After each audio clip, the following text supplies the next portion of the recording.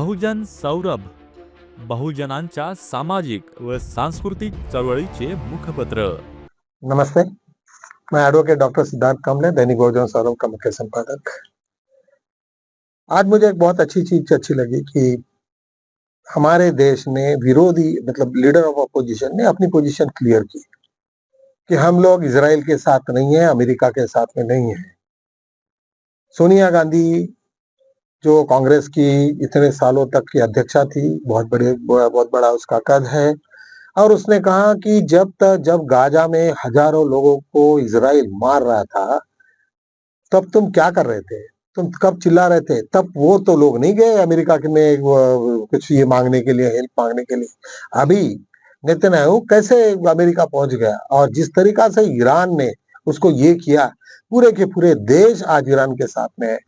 मतलब जिस तरीका से हिंसा उसने फैलाई थी, इजराइल ने आतंक फैलाया था, उस आतंक के मामले में इतना किसी ने इतना नहीं किया। मुझे ऐसा लगता है कि मैं कई दिनों से देख रहा हूं, लेकिन इजराइल का जिस तरीका से बेकाबू काम करना है, ये is very very sad part of it. और वर्ल्ड में ऐसे सब चीजों में आज जब उनको पता चला कि यहाँ पे भाव उनसे भी कोई पहलवान लोग बैठे हैं चाइना जैसे, कि जिनके सैटेलाइट में उनको कोई रडार में कोई पकड़ ही नहीं सकता उनके इसको, और ऐसे सिचुएशन में उनको लगा कि शायद अपन बहुत बुरी तरीका से फंस जाएंगे।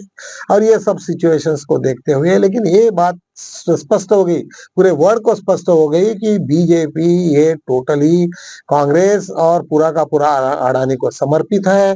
और अडानी जैसा बोलेगा, अडानी को जिस तरीका से भी बेनिफिट होगा, वो चाहे पूरा देश जाए भाड़ में, लेकिन वो कम से कम उन्हीं के साथ में रह गया। ऐसे टाइप का आज इन्वायरमेंट हमें दिखता है। गलत है, ये चीज नहीं होनी चाहिए। और इस तरीका से यदि अगर होते रहा तो निश्चित रूप से मुझे ऐसा लगता है कि ये देश में बहुत बड़ी आज सोच की बात है। हमारा सबसे पहले देश इंपॉर्टेंट है। डॉक्टर बाबा साहेब आम्बेडकर हर वक्त कहते हैं कि तो सबसे पहले मुझे चूज करना पड़ेगा दोनों में से डिफरेंस, तो मैं देश को पहले करूंगा, लेकिन बाकी चीजों में करूंगा तो मैं मेरे एससी के लोगों को करूंगा। तो इस तरीका से देश प्रेम जिसके पास में नहीं है, और इस तरीका से ये जो हुआ है। और दूसरी एक इम्पोर्टेंट खबर, मतलब जो गाजा में जो इजराइल में अभी ईरान ने जिस तरीका से पूरे पूरे बॉम्ब से जो उड़ाए हैं, तो वो सब का सब अल्फा हैफा करके एक पूरा पोर्ट है, और वहां पे पूरा का पूरा उन्होंने डिस्ट्रॉय कर दिया, जिसमें $1.2 ये इंडिया का लगा हुआ था। मोदी ने उतना ही नहीं रखा, लेकिन अपने दोस्त को कितना भरोसा और कितना पैसा इस देश का लुटाना, दोनों हाथों से एलआईसी का, गरीब लोगों का पैसा, सब सामान्य आदमियों का पैसा, एलआईसी का पूरा वो उधर में पोर्ट में लग गया। $1.2 अरब, मुझे कितने लाख ये हो गए अभी उसका अंदाज अपने को ही लगाना पड़ेगा। मैंने कहने का मतलब ये किस तरीका से मिसयूज और ये इस देश की सब संपत्ति गई है। मित्रों, मुझे एक बात लगती है कि मोदी तो ठीक है, पढ़ा लिखा नहीं है, सब कुछ है, लेकिन आरएसएस इतना बड़ा संगठन है, वो कहते हैं कि हम देशभक्त है, और उनके सामने में ये जब लूटमार चल रही है, इतना सारा हो रहा, और वो मस्त देखे जा रहे हैं, लेकिन एक शब्द तक नहीं बोलते। मोदी के सामने इतने थर थर कांपते। ये कौन सी संस्था है कि आरएसएस सिर्फ चिल्लाते कि नहीं नहीं हम कुछ ऐसा करेंगे, हम कुछ, वो उनको पूछता तक नहीं। आज दो इस देश के ऐसे पहलवान हो गए कि जो पूरे देश में किसी को सुनते नहीं, किसी की बात सुनने की हिम्मत भी नहीं रखते, ना न्यायपालिका को ना किसी को। चीफ इलेक्शन कमीशन को पूरा अपने उनके जो पावर थे वो उसके जो थे सिलेक्शन के पावर खत्म कर दिए। वो खुद अपना सिलेक्ट करते, दुनिया भरे के रोज के अमेंडमेंट करते रहते हैं। अभी अभी कुछ 10 अमेंडमेंट और किए। तो इस तरीका से वो चीफ इलेक्शन कमीशन को भी कुछ मानते नहीं, गवर्नमेंट को मानते तो नहीं है, इलेक्शंस को भी नहीं मानते। उनको लगता है कि ये, अभी मुझे लग रहा है कि ये पेशवाई तो नहीं चल रही है, मतलब ये कानून का राज है या पेशवाई का राज है, या इस तरीका से आज बड़ा आदमी बड़ा क्रोधित होता। आदमी को लगता है कि ये क्या है, बाबा साहब ने ऐसे ही सोचा था कि ये सब ऐसा ऐसा होगा। तो इस तरीका से जो एलआईसी का पैसा, मैं आज बहुत सारे बड़े खेत के साथ मुझे देख बताने को आपको लगेगा कि एलआईसी कॉमन आदमी के जो क्लेम्स है, मैं कंज्यूमर के कोर्ट में मैं वकील भी हूँ, तो रोज ही देखता हूँ, मेरे पास में भी कुछ केसेस है। तो एलआईसी अपनी पूरी ताकत लगा देती कि ये जेन्युइन क्लेम कैसा नहीं मिले, और कॉमन आदमी का पैसा जमा करके ये जो भी जेन्युइन क्लेम है उसको नहीं देते। जो अच्छे क्लेम्स है पूरे शुद्ध है, बिल्कुल एलआईसी उसको भगाने की, मतलब इन लोगों ने एक पैटर्न बना के रखा।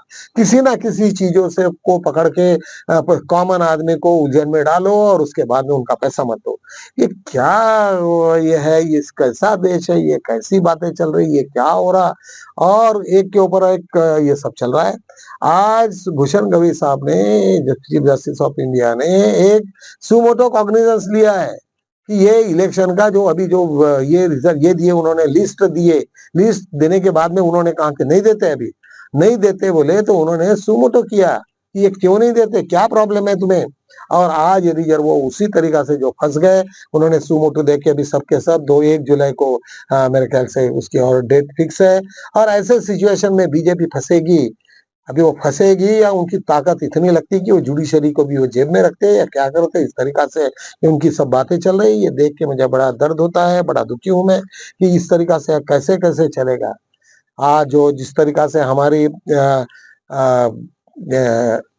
इजराइल में जो पोर्ट का जो हानि होगी, तो संपूर्ण वहां से पान डूब गया, ये वो ट्रांजिट था वो बहुत बड़ा शिप्स का, और वहां से कॉरिडोर, इंडिया तक का कॉरिडोर बनाने का कुछ चक्कर चल रहा था, पूरा रोड का पूरा ये था, लेकिन वो सबका सब रहने में रह गया। कई करोड़ों रुपए का नुकसान हो गया, इस देश में कॉमन आदमी का नुकसान हो गया। और मोदी की क्या पॉलिसी है, मोदी की गवर्नमेंट की, अभी ये बीजेपी भी नहीं रहा। अभी बीजेपी के ऊपर में अननेसेसरी क्लेम देना ये नहीं है, क्योंकि बीजेपी में बहुत अच्छे भी लोग हैं, ऐसा कुछ नहीं है कि बीजेपी ऐसे ही लोगों का है, लेकिन वो रोते होंगे कि इस आदमी को कैसे रोके। बहुत सारे अच्छे-अच्छे लोग हैं, गडकरी जी हैं, बहुत लोग हैं कि जो इस देश को प्यार करते हैं, उनको लगता है कि ये सब क्यों हो रहा, लेकिन उनके मुंह में ऐसी पट्टियां बांध के रखी है, आरएसएस के मुंह और हाथ ऐसे बांध के रखे कि उनको कुछ नहीं करते, और वो जैसे बोले सो बोलते तो सो जाते हैं। इस तरीका से जो बातें हैं वो निश्चित रूप से आदमी को बड़ा परेशान करने वाली है, और इस तरीका से यदि अगर होए तो मुझे ऐसा लगता है। दूसरी भी एक बात ये थी कि डोनाल्ड ट्रम्प अमेरिका में, उसने भी कुछ तो भी ऐसे ही घापा करके इलेक्शन जीता, ऐसा कुछ तो भी बहुत सारे 1-2 वीडियो आए उसके ऊपर में। वो यदि जर होता है तो ये सब लोगों का, एलन मस्क ने तो कहा ईवीएम के साथ में तो छेड़छाड़ होनी वो कर तो हो सकती है। तो ये ऑलरेडी होने के बाद में हमको ये भी लगता है कि शायद कभी डोनाल्ड ट्रम्प तो ये तो नहीं है कि वो हमारे यहाँ के भी इसके हैकिंग में उसको सब मालूम है, क्योंकि तुम्हें मालूम होना चाहिए कि इज़राइल का हमने पेगासस जो सॉफ्टवेयर लिया, तो हर एक के फ़ोन में है। वो जिन लोगों को उनको लगता है वो सबके फ़ोन में है, इसका मतलब पूरा स्पाई काम करने का रहा, तो वो इज़राइल उसके लिए बड़ी फ़ेमस है। कई मेरे कुछ वीडियो में मैंने कहा कि भाई इज़राइल, यहाँ तक कि ब्रिटेन के प्राइम मिनिस्टर को तक नहीं छोड़ा। जब वहाँ पे गया उसके इसमें, और वहाँ पे भी अपने कैमरे लगा के रख दिया। इतना किस तरीका से वो लोग हैं, मुझे तो कभी-कभी ऐसा लगता है कि हिटलर ने यहूदीज़ को, मतलब जो अभी इज़राइल में जो है यहूदी, उनको जो मारा तो क्या किया होगा उन्होंने कि जिसके वजह से उन्होंने गैस सिलेंडर में ढकेल-ढकेल के उनको खत्म किया।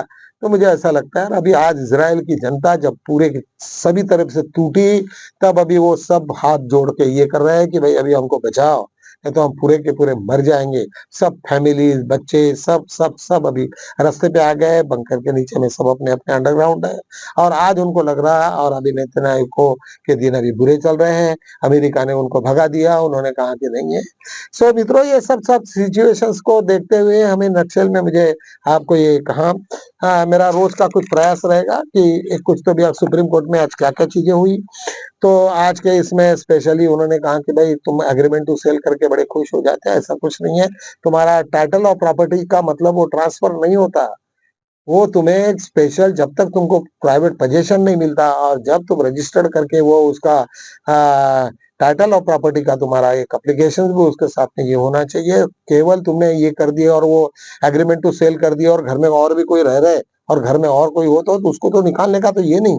टाइटल होगा तुम्हारा, लेकिन उसका मतलब कि तुम्हारा टाइटल प्रॉपर्टी का नहीं होगा, वो तुमको सिर्फ एग्रीमेंट टू सेल तक ही रहेगा, तो वो बराबर नहीं है। एक दूसरा भी एक बहुत बड़ा सुप्रीम कोर्ट का मसला आया कि कोई यदि क्रिमिनल्स पकड़ के कोई मर्डर करके उस दिन भाग गया, और उसने एविडेंस एक्ट पे कुछ उसका ये नहीं हुआ और वो कभी दिखा ही नहीं, तो ऐसे सिचुएशन में तुम उसको गिल्टी नहीं बोल सकते। हो सकता है कि उसने कुछ दूसरे कारण से भी होगा, या कुछ उसके इसमें ये हो गया होगा, हो गया जो भी कुछ जो सिचुएशन है, जब तक तुम एविडेंस एक्ट के ऊपर में उसको बुलाते नहीं और कोर्ट के सामने में वो सब का सब होता नहीं, तब तक उसको गुनाह नहीं मान सकते।